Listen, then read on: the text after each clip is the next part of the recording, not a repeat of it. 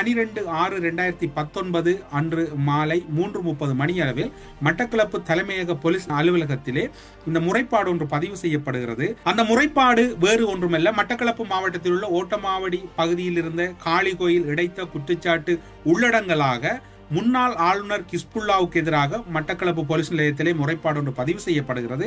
அந்த குற்றச்சாட்டிலே பல விடயங்கள் கூறப்படுகின்றன, பல விடயங்கள் குற்றச்சாட்டுகளாக முன்வைக்கப்படுகின்றன. வியாழேந்திரன் அவர்களுடைய முறைப்பாடு அன்றைய நாளிலே சிரேஷ்ட போலீஸ் அத்தியட்சகர் காரியாலயத்துக்கு சென்றே இந்த முறைப்பாடு பதிவு செய்யப்படுகிறது. அந்த முறைப்பாட்டில் மீன் சந்தை அமைத்தது தொடர்பாக, காளிகோயில் இருந்த பிரதேசத்தில் மீன் சந்தை அமைத்தது தொடர்பாக ஒரு முறைப்பாடு, இந்த முறைப்பாடு காலாகாலங்களிலே பல முறைப்பாடுகளாக பதிவு செய்யப்பட்டிருக்கின்றது.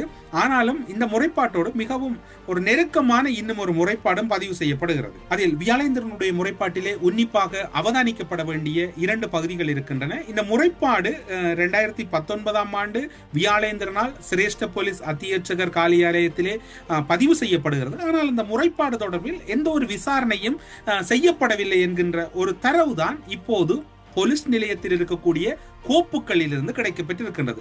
ஓட்டமாவடியிலிருந்து தமிழ் மக்களுக்கு சொந்தமான காளிகோயிலை உடைத்து காளிகோயில் காணியில் முன்னாள் ஆளுநர் தற்போதைய நாடாளுமன்ற உறுப்பினர் ஹிஸ்புல்லா மாவட்ட அபிவிருத்தி குழு தலைவர் பதவியை தவறாக பயன்படுத்தி குறிப்பான அந்த மீன் சந்தை கட்டியதுடன் தனக்கு சார்பாக தீர்ப்பு சொல்லாத நீதிபதியை இடம் மாற்றி தமக்கு சார்பான நீதிபதியை நியமித்தமை முரணானது, நீதித்துறையை அச்சுறுத்தும் செயல் அல்லது நீதித்துறையின் மீது அரசியல்வாதிகளுடைய தலையீடை எவ்வாறு நிகழ்ந்தது என்பது தொடர்பில் விசாரிக்க வேண்டும் என்று வியாழேந்திரனுடைய முறைப்பாடு இருக்கின்றது.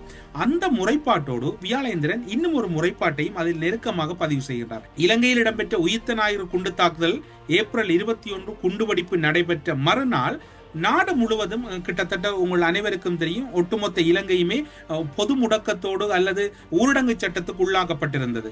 அந்த ஊரடங்கு சட்டம் அமுலில் இருந்த நிலையில் காசிக்குடா விடுதியில் இருந்த 3 அரபியர்களை தனது அதிகாரத்தை பயன்படுத்தி நாட்டை விட்டு வெளியேற்றியமை, அதில் ஒருவர் விசா இன்றி தங்கியிருந்தமை உள்ளிட்ட குற்றச்சாட்டுகளை முன்வைத்து அடுத்த முறைப்பாடு பதிவு செய்யப்படுகிறது.